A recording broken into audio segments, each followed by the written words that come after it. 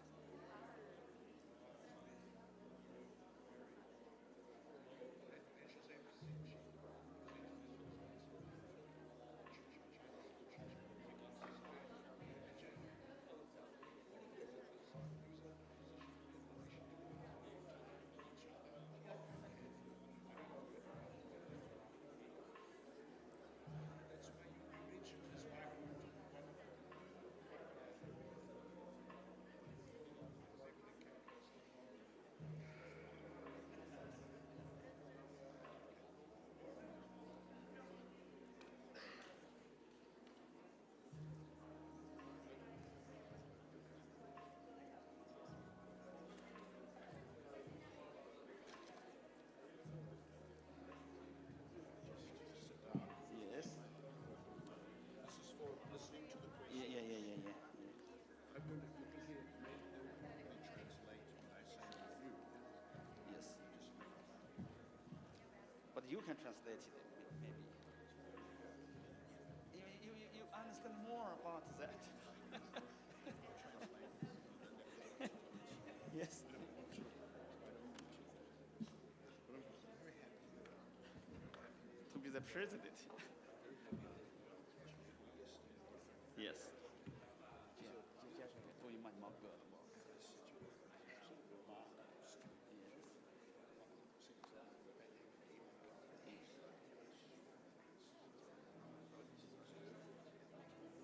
Talked to her last night.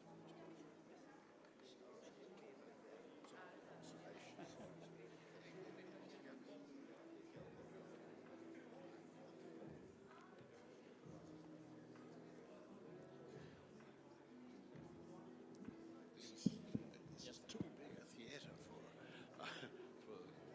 this. I leave another 2 minutes.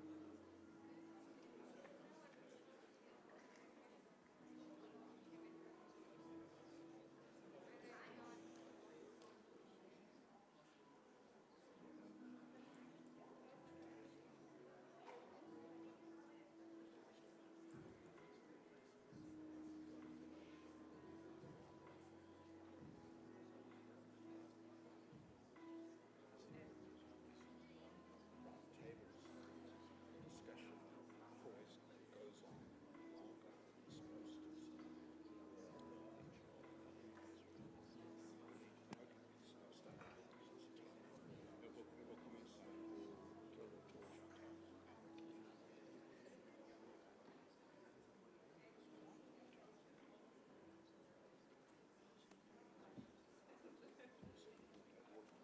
Oh yes, maybe that's one. Yes.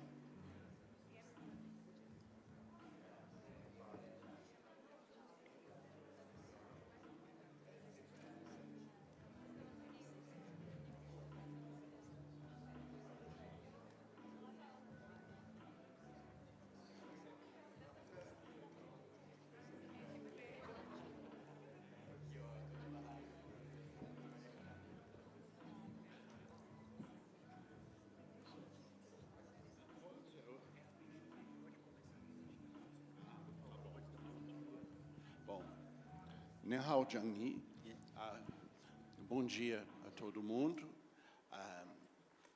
Good morning for those who don't speak Portuguese in the audience. I can see a few.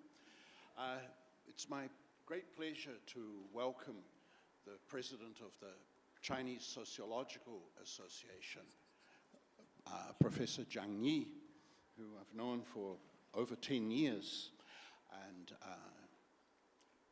Zhang Yi is a PhD in sociology, and he works on, I've got a text here, but it's, and his long-term research focuses are on social structural transformation, eu estou falando em inglês. A pesquisa dele tem sido, ao longo dos anos, sobre estrutura social, transformação social, estratificação e mobilidade.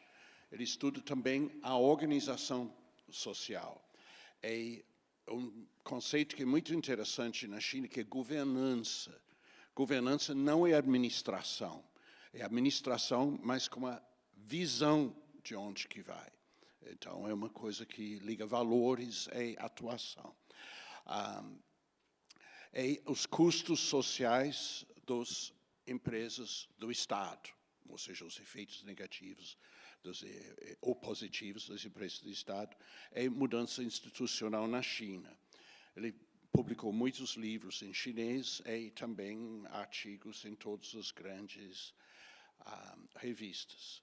Ele é fellow do Instituto de Sociologia da CAS, que é um instituto que tem uns 80 pesquisadores hoje em dia, ou seja, um instituto muito poderoso, que Li Peiling, que veio, quem estava no Congresso em 2009, o professor Li Peiling veio, que era diretor do Instituto de Sociologia, e presidente naquela época da Sociedade Chinesa de Sociologia. E ele é membro do Conselho de Desenvolvimento Social do Congresso do Povo da China. Tá? Então, é uma comissão parlamentar. E ele também é secretário-geral do think tank sobre governança da China, dentro da CAS.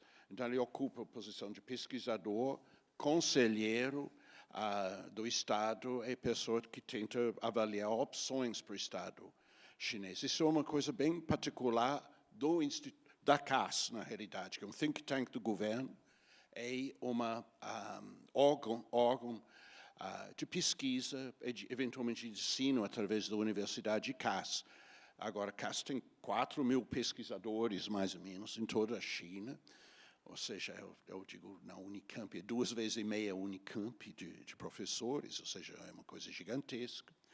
E eu estou muito feliz de tê-lo aqui para falar sobre a modernização da China. A gente pensa desenvolvimento, mas modernização é um conceito, como vocês vão ver, mais elaborado que desenvolvimento. Então, é meu prazer de passar a palavra para o professor Zhang Yi.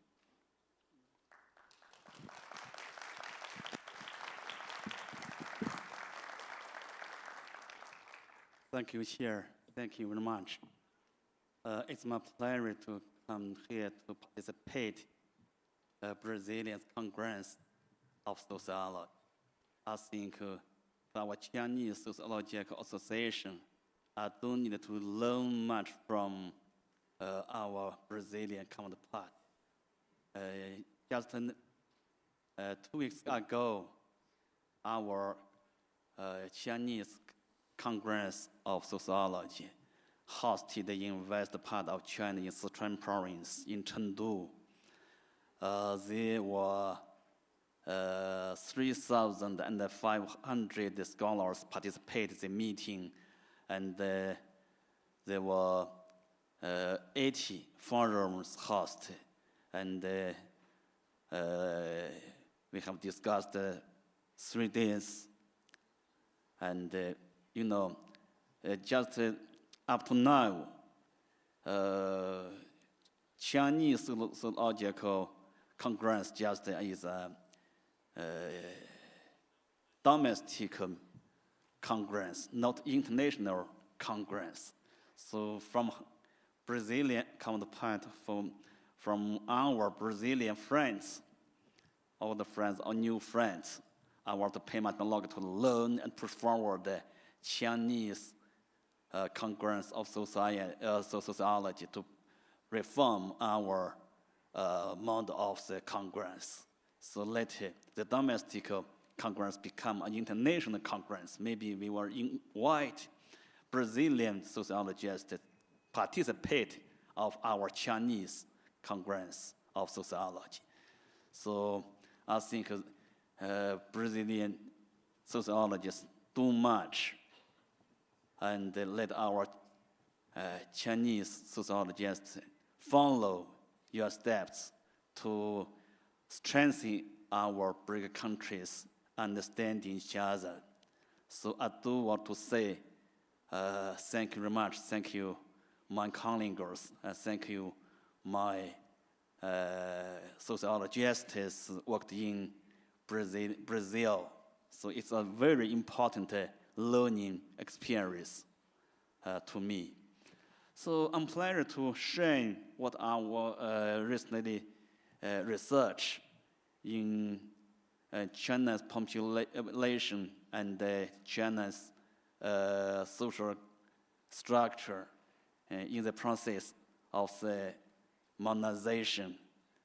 So in past 40 years,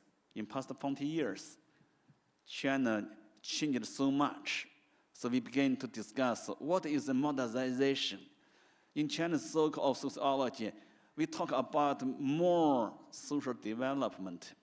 But just in the beginning of reform and opening up, we talk about modernization.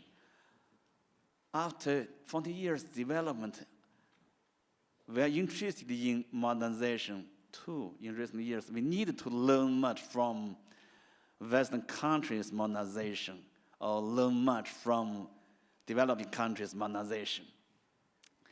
So modernization started in Western Europe, it is okay. Most of the sociologists know that and recognize this kind of a factor. The scientific and the technology revolution drawn in industrialization, urbanization, and secularization. This kind of things, secularization in China is no longer an issue because of the religions in China.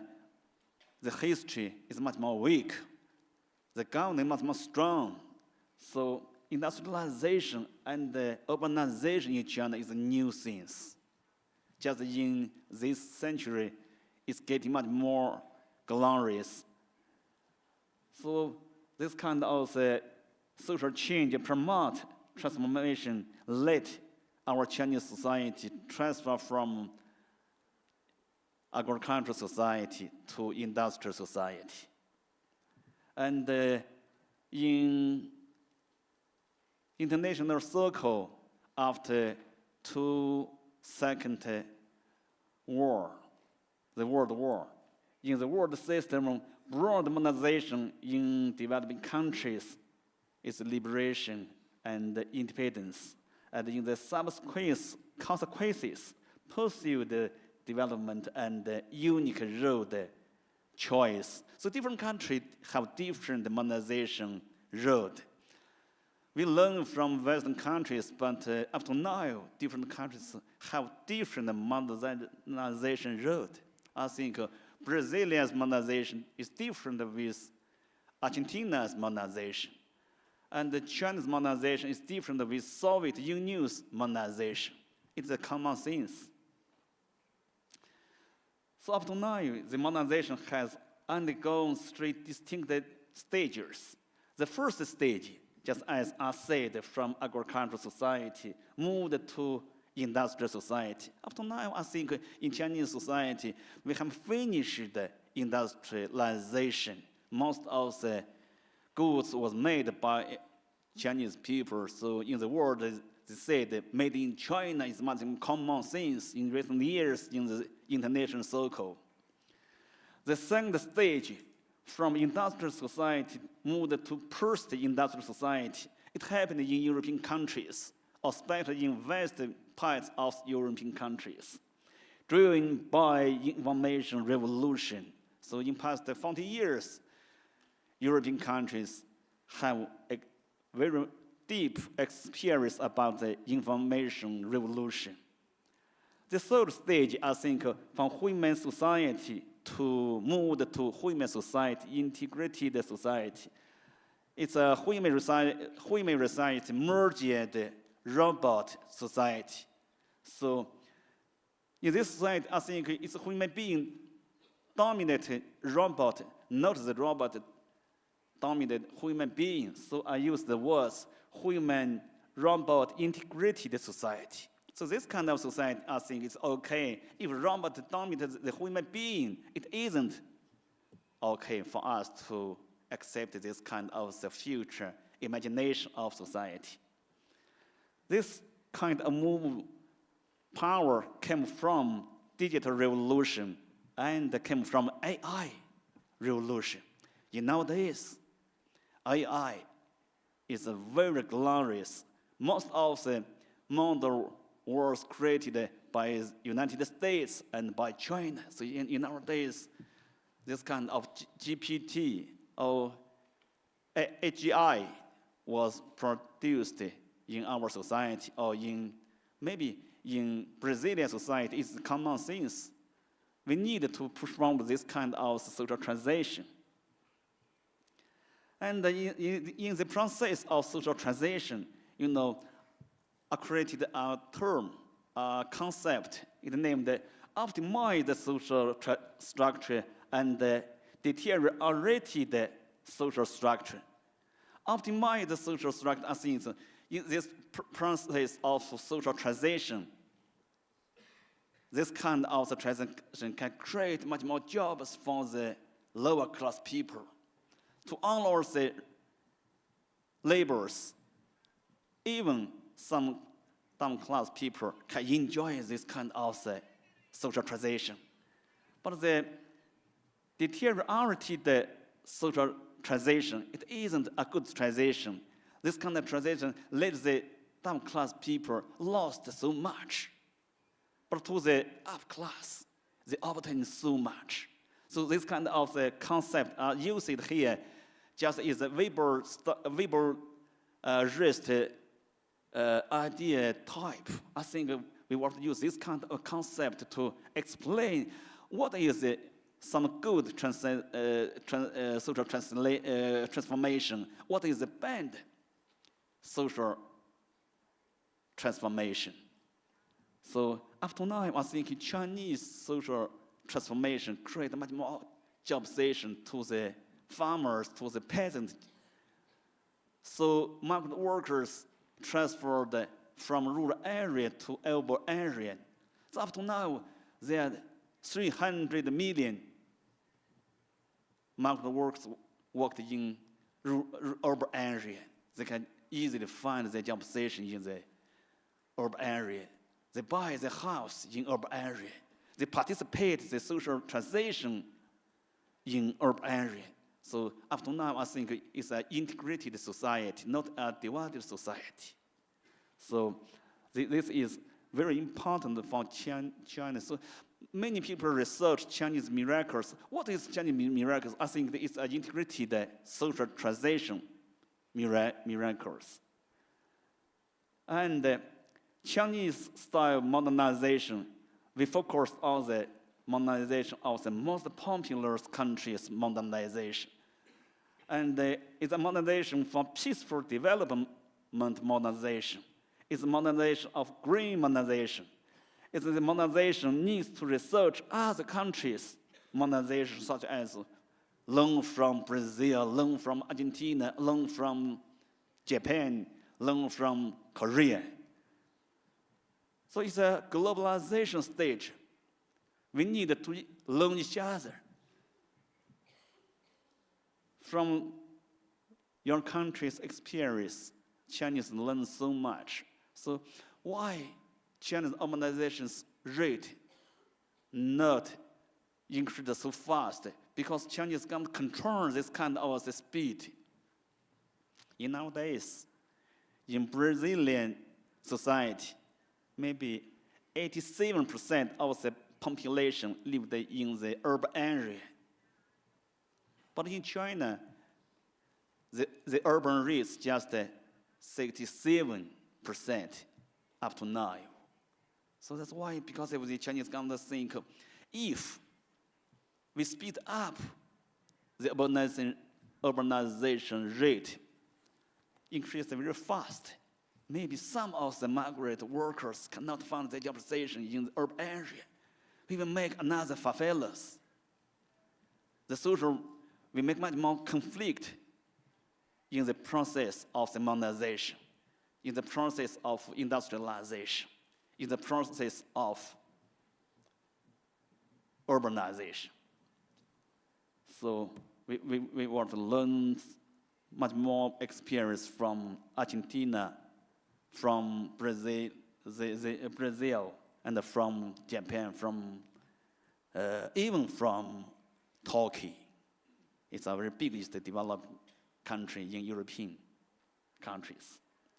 So this is the percentage of employees in the service industry sector in China.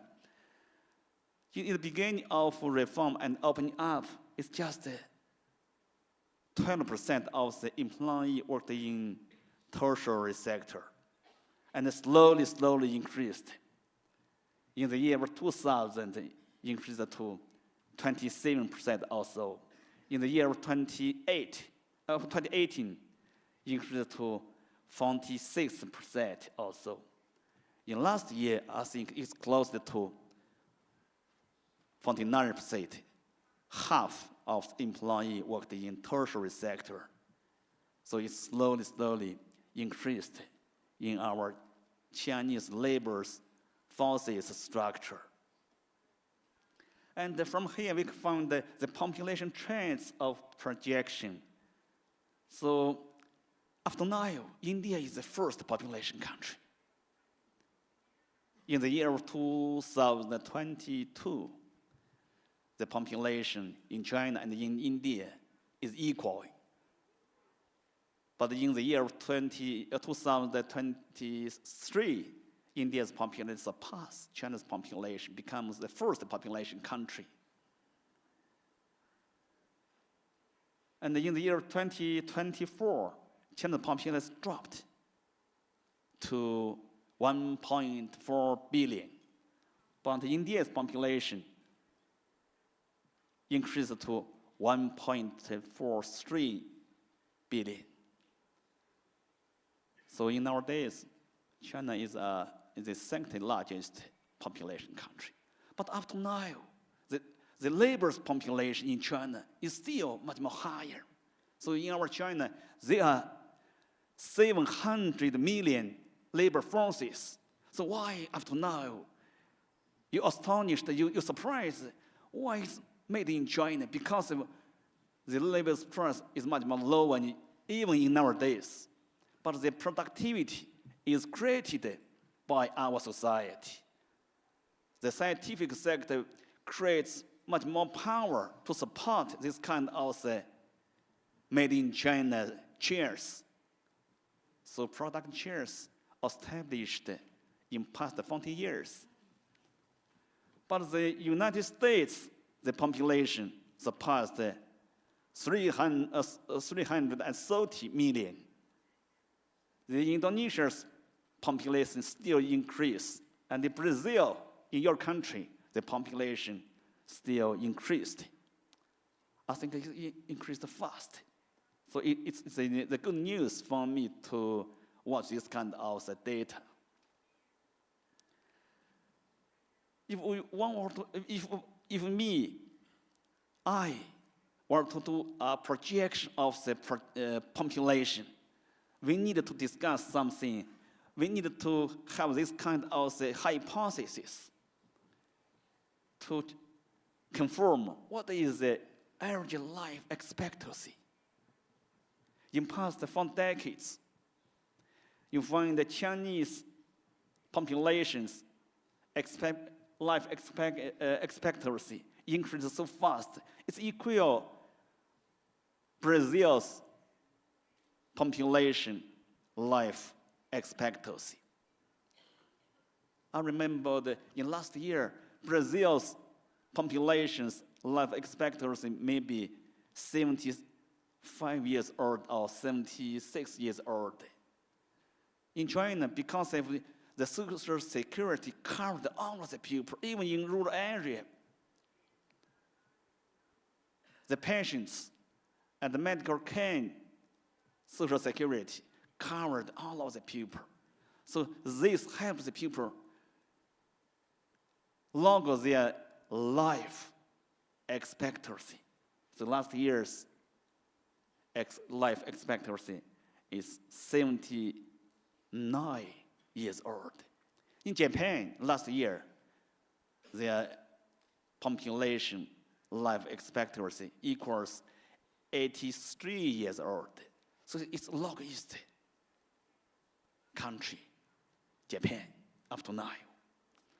So I have a discussion with the experts using therapy methodology, discussed so 3 rounds. We confirmed that in the year of 2030, China's population life expectancy will be increased to 82 years old, just equals last year's Japan's population expectancy. In the year of 2035, maybe increased to 85 years old. In the year of 2050 of this century, maybe increased to 88 years old. This is my hypothesis. If you adjust this kind of number, you will have different imagination of future population structure, especially in the age structure. And the second I want to discuss, what is the TFR, total fertility rate in our Chinese society? Not transformation, is fertility rate. Yes, fertility rate, total fertility rate. Total fertility meaning a woman, all of the women, if the year surpassed 50 years old to 49 years old, we plus this kind of the women's fertility rate together, have this kind of number. So in the year of 1963, it's a population baby boom's year. So in the year, in our Chinese society, there were 29 million babies produced in our society. So it's a baby boom stage. The times baby, even in 1960s, it's a baby boom stage. In 1970, the TFR dropped to 6.08. In 1980, in the beginning of opening up and reforming, it dropped to 2.7 because the family planning policy was implemented seriously in urban area. Even in rural area, family planning policy used it. In the year 2000, it dropped to 1.6. In the year 2010, dropped to 1.2. So it dropped dramatically. In 40 years, China is a baby boom country, becoming lack of babies. We need to encourage couples to have babies. But our Chinese society lost our desire to make babies. So in the year of 2016, Chinese government began to give some subsidies to the newcomers, let them have much more babies. If they have the second babies, maybe the community will give them some help and give them some subsidies. Subsidies given by the local government, by the central government. This kind of money get together, maybe just 2,000 RMB. It's much more lower, but in China, in the limited of baby boom stage, moved to encourage birth just 40 years. So in the year of 2023, it's dropped to 1. It is the lowest TFR in world. So Korean is the same thing. In last year, Korean scholar said to me, Korea's TFR just 0.7. It's very low. So Korea is the lowest, but China follow Korea. So in East Asian countries, Japan equals 1.3. So Japanese government pay much more money to support the population's increase, but they failed to do this kind of job. So in Confucian culture, so-called society, most of the scholars said that this kind of country society can easily encourage the people, the couples have babies. But up to now, we have failed to encourage couples have much more babies. So this is something we faced. It's challenging. So I think Brazil's sociological Congress, for course, this kind of the challenges to discuss our human being faced or we're facing is a very important topic to us. And my hypothesis is that in the year 2030, it will increase a little to 1.3. And in the year 2035, if Chinese government pay much more money, finance, support, the couples have much more babies. If this kind of social policy succeeds, maybe we increase to 1.6. By this kind of hypothesis, I have my projection about the Chinese population transition. So last year, China's population just is 1.4 billion. This year, it still will be dropped to 1.405 billion. And after that, we still dropped. So it will let the amount of total population, the number, slowly decreased. Let me have a look about the pyramid of population. In the year of 1991, it's a pyramid. The baby still produced in our society. But in the year of 2000, it's the fifth census of China. So we can draw the reality population pyramid. The bottom begins to shrink, but Chinese government don't understand that. They think the couples just a fear of family planning policy. So some of the girls we lost to reject it. So they explain this is why the population parameter shrink so dramatically. But in the year of 2010, it is sixth population. We find that if one child policy babies, one child married one child, they can have 2 babies. So the bottom of the population enlarge a little. It's optimized our Chinese scholars. But in the year of 2020, the 7th population census astonished our Chinese scholars. You know, in this year, family planning policy is deleted. It stopped 10 years.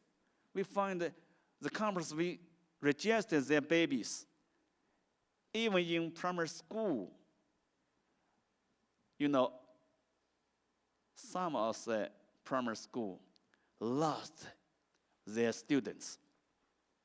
They cannot find so many students to maintain the primary school's education system. So some of the primary school closed it. So it's a reality. Chinese population shrink dramatically. So from my projection, you'll find that the aging will speed up. China is a population country. It's an aging population country.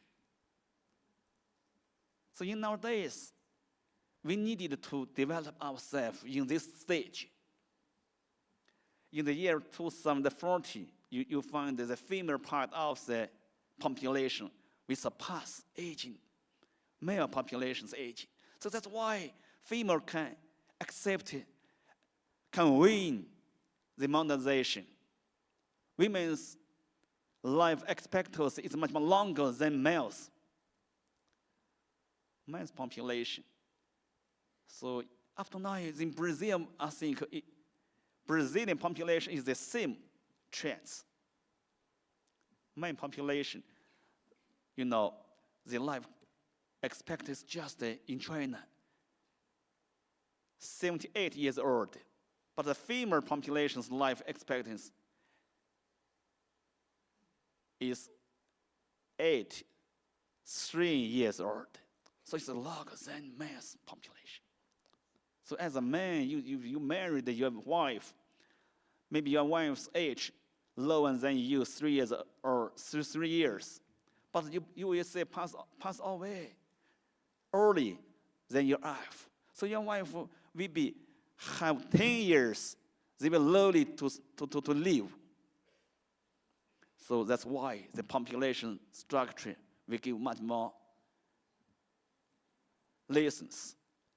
Let us for cost in this kind of the field to research the population's production and the reproduction. In the year of 2050, China is an aging population. From here, you can find in the red side, the female part increased very fast. So aging will come to our society. And the working population, from here, China is a labor population country. But Japan dropped so much. That's why in Japan, the per capita GDP decreased in past 4 decades. In the year of 1990, the top point of their per capita GDP number. But in last year, they dropped just equals Korea's per capita GDP. So maybe next year, Korea's per capita GDP surpassed Japan's per capita GDP. And Brazil increased fast. But the United States is much more stable. Their population, their working population is much more stable. The children population will getting lower and lower. It's all of the world's trends. It's common sense. All of us know exactly about that. No matter you lived in China or you lived in Brazil, the children population will structurally drop. And this is the map of urbanization of Brazil, the rate of Brazil. So I have talked about that in the beginning of my lecture. And this is urbanization rate of China. In last year, it's just 67% or so. It increased, but slowly increased. From my projection, the total population in the year of 2030 will drop to 1.3 billion or so, 1.387 billion. In the year 2035, dropped to 1.346 billion or so. But the rural population, most of them, the young generation, will move to the cities. So in the year of 2030, the rural population will drop to 3.7 or 307 million. And in the year of 2035, it will drop to 300 million. So by this kind of transition, the urbanization rate in China will increase very fast. Because in rural area, the people will move to the urban area. This kind of transition will let the urbanization rate increased. So this year, by the end of this year, it will reach to 69% also. In the year 2030, we reached to 72 years old also. In the year 2035, it will reach to 77% also. I think this kind of process is much more stable. It can let China control the speed of the modernization, urbanization, and they created the jobs in the urban area. So this is the new middle class and the changes of class structure. To the honor class, in the new century, in the beginning of new century, honor class just 2.7% also in the labor forces, of the participate of the labor forces. In the year of 2010, it increased to 3.6% also. In the year of 2050, increased to the top 0.5% of them are honor class. But after that, because of the international trade war is launched by Mr. Trump, so this kind of the negative impact led the honor class to wreck. So in the year of 2021, it dropped to 4% also, the honor class. In the east part of the Asian society, the self-employer, this kind of businessmen, they are much more stable. I think it will be higher than Brazilians businessmen, self-employer persons. So in the beginning of century, they just 10% also, but in the year of 2021, it increased to 15 years also. But the new middle class, because of the education sector expand dramatically in past 20 years, so new middle class increased very fast. In the year of 2001, just 7% also, but in the year of 2021, increased to 32% also. Working class, in the year of 2010, increased the top point, just 36% also. After that, it's dropped. But in the year 2021, dropped to just 28% also. But farm class or peasant class is very steadily dropped from 50% also, dropped to 20% also. But some of them, the age is past 60 years old. If you just compute this kind of the labor forces as 80 years old to 60 years old, the farm class or peasant class will drop to 70% also. So the aging people still worked in all their land in rural area. And there's so many scholars. So your professor will ask me, what is your Mary?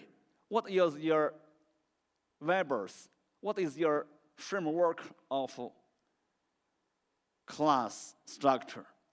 From here, you will find you have some assets, your own class.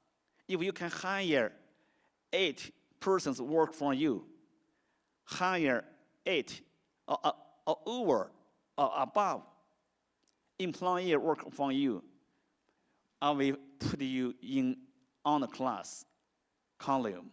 If you just hire 1 to 7 employee work for you, it's just I put you in the small on the class.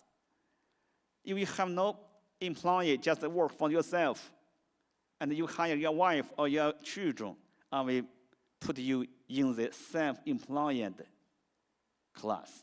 Farmer class or peasant class just worked in the rural area. And if you are a professional manager, if you are a semi-professional manager, and no professional manager, I think you are new middle class. You are white-collar working class.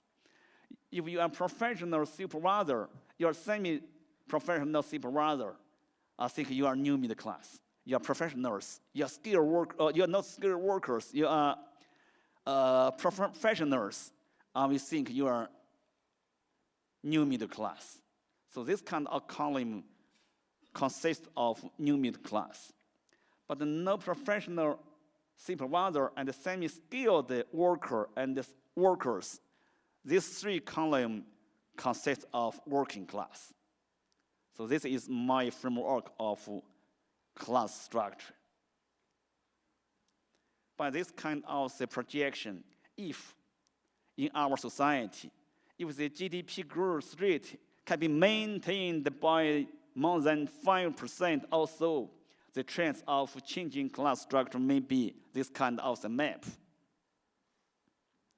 In our society, the scholars have consensus. Only 5% of the GDP growth rate can maintain this kind of the trends. Because 1% of GDP increase rate, 1% can create the 2 million new jobs in urban area. So 5% of the increase of GDP can easily create the new jobs in rural area or in urban area, maybe 12 million or so. This kind of the jobization created can easily supply some jobs for new graduates from universities. In nowadays, in last year, we have 12 million new graduates. So this kind of the GDP increased rate can maintain this kind of a stable social transition. So middle class will increase in the year, this year is 32% or 33% also. In the year 2030, maybe increased to 37% also. In the year 2035, will be increased to 42% also.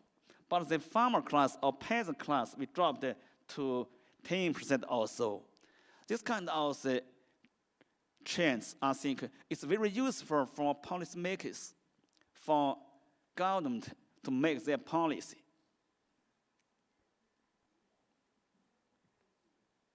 In the future, China needs to continue working very hard, because from this map, you will find in the United States, the per capita GDP is still much more quickly increased. In last year, per capita GDP in the United States increased to 80,000 US dollar. But in China, it's still 30,000 US dollar. So the gap still very large. So we need to work hard to speed our modernization. In Brazil, maybe just 10,000 US dollar or so per capita GDP. So we BRIC countries needed to develop fast, because in nowadays, BRIC countries' population close to half population in all of the world. So if BRIC countries develop fast, it will have much more contributions to all of the world's modernization. It will benefit to developing countries and developing countries. So development aims to our China, maybe by the year of 2035, we reach the level of moderate development countries. And constant prices, the per capita GDP has reached approximately to 23,000 US dollar. By the year of 2050, Chinese government said we want to realize our modernization closer to developing countries. Firstly, the modernization of industry is crucial, very crucial. In our days, the United States needed to let their manufacturing overseas moved back to their United States land, but they failed to do this kind of the job because of their lack of labor forces. The cost of labor force is much more higher. China needs to transfer and upgrade its traditional manufacturing industry, accelerate the development of emerging industries such as the internet, big data, and artificial intelligence, AI sector needed to develop, and promote the coordinated development of primary sector and the tertiary industry, that it is coordinated. And secondly, China aims to enhance agricultural modernization, because population currently needed maintains the food safety and improve agricultural production technology, build modern agricultural demonstration zoos, and let the other villagers to learn this kind of the zoos, and promote the industrialization and the commercialization of agriculture. So this kind of job, maybe Brazil do much more good work for Chinese people to learn.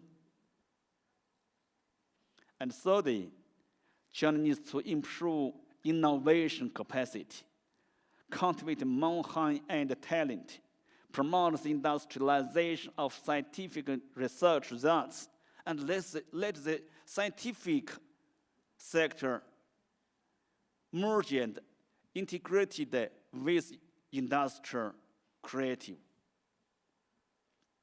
Strengthen reform and open up and learn the development experience from developed countries.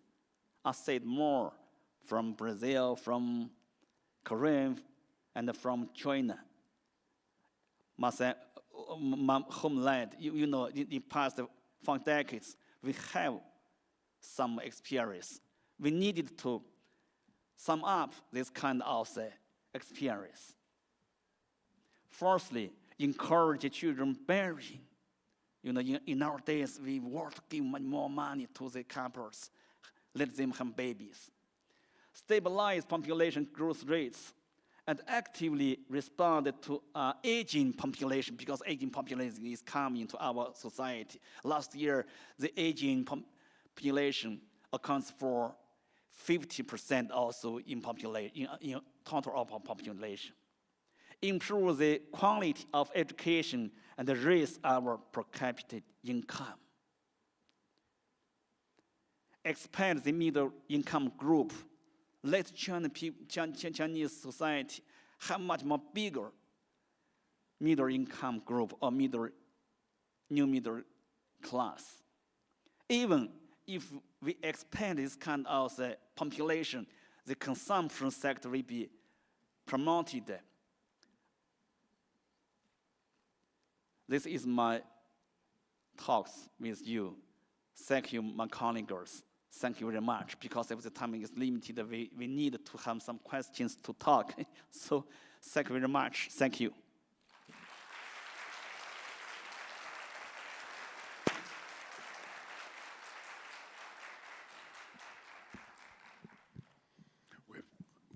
Thank you very much, Zhang Yi. An interesting thing happened in 2009 when Li Peiling was in Rio de Janeiro for our 2009 conference, and we paid homage to Fernando Henrique Cardoso. And I asked Peiling if he would like to meet Cardoso, and he said, of course. We have translated 3 of his books into Chinese, and Li Peiling had read the books, of course, so he was able to speak to the former president of Brazil, former president of International Sociological Association, on the basis of knowing his work and having Peiling himself, as you can see, Zhang Yi, they've studied Brazilian modernization and development. How many of you here have studied Chinese modernization and development? Do we need to learn from China? I mean, this is the question that Zhang Yi is saying, and demography is, of course, a basis for so many things, and demography was a big question when I came to Brazil 40 years ago, but now it's become a question not so relevant. In theory, we've run out of time, so maybe I can have 2 questions. Are there,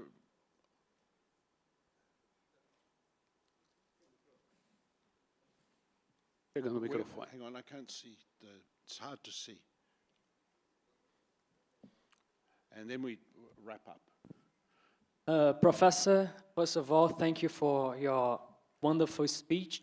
I think that is very important for us to get this type of interchange between our perspective and Chinese perspective in sociology.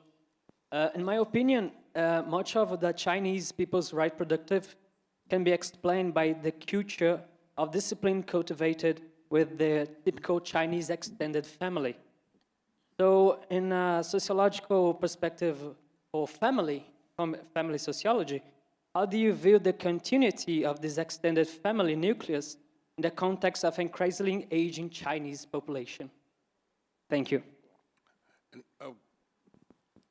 Mais uma pergunta e depois a gente fecha. Eu não consigo ver quem está. Oh, tá lá. Ah? Não, vamos responder os 2 juntos. You understood that question? Yeah, we answer them together. Just people run for lunch, and then they have the afternoon session. Hello, thank you, Professor Zhang Yi. My question refers to something that you talked about at the beginning of your lecture, that you mentioned that Chinese really study the modernization process of other countries, and you put a lot of focus on how much the governance was established to coordinate this modernization process. And my question refers more to a cultural dimension of this process of modernization, because we know that with modernization also new conflicts will emerge. So my question refers to, for example, how the Chinese state is answering to the cultural transformations brought by modernization, particularly the experience of the new Chinese middle class, the younger people who were trying to deny, for example, the work routines of 996 and this kind of process, is the Chinese state also addressing this aspect of modernization? Thank you. Thank you very much. Thank you. I think it's a very good question. Very good question. So in our days, family sociological research have finding some new trends. The younger generation, if educated, they were concerning their own life, and the marriage rate decreased very fast. So your question let me understand more. Maybe in the future we will pay much more time to research why the younger generation, in the process of modernization, we lost their desire to marriage. They don't need the marriage. The second persons lived very good, they think. This is modernization, you know. In our context book of sociology, we say that modernization, we created some fractions. We created some conflicts between generations. The old generation liked to have babies, but the young generation, they lost the desire to have babies. This kind of friction or conflict exists between old generation and the young generation. So the family started, you know, maybe in the future, we want to research, we want to focus our research in the household, not the family, because the family member will smaller and smaller. Even in last year, you know, China's family member number decreased to 2.3. But in the big cities, just in Beijing and Shanghai and Shenzhen, the number of family size decreased just 1.8 or so. So this is why the modernization led our old generation will be shocked by this kind of the trends. So by this kind of challenge, the industrial society created sociology cannot give us some very particular answers. So maybe in our days, we sociologists needed to create a new theory to explain this kind of trends, to resolve the challenges we missed. So it's our nowadays, so our time's challenges. So I have no answer, but we want to explore our answer. This challenge, maybe sometimes we cannot resolve this kind of challenge, but the human being, we create some methodology to resolve this kind of challenge. And second question, I think, I said that we will learn some experience from developing countries and from all of the developing countries. It is okay. We want to follow their experience, and we want to have something try and error, this kind of the social policy methodology to deal with some challenges we meet. But up to our days, we still need to learn much more lessons from history. So globalization is very useful for us to push forward the modernization. But in our days, some urbanization trends stop this kind of things. The terror war maybe late urbanization stopped, made the globalization stopped. So this kind of challenge is our human beings' challenge. We can talk each other and negotiate each other. But even some of the difficulty is a short-term difficulty. Some of the challenge is a long-term challenge. The population challenge, I think, is a long-term challenge. some of the tariff war, I think it's a very short-term challenge. Development and the modernization is a chance. All of the people needed to discuss, needed to follow this kind of trends. Some of the aim we cannot, we are expected, but we cannot get. But the good things will be accepted by all of the people we live in this world. So some of the challenges we cannot easily find the answer. But the sociologists, equal with the economists, we should get together to talk. We should sit together to research our future. That's my answer. I don't know what is the answer because of, even you have some answers, the social policy cannot accept your answers. We just a viewpoint. The viewpoint transfer to the social policy, we may be experience a long, long way. So it's very difficult to resolve the problem we needed to resolve. So thank you much. Thank you very much.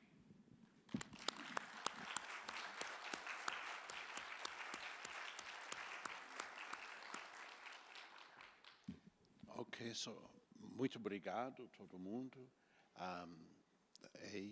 Muito obrigado, Zhang Yi. Okay.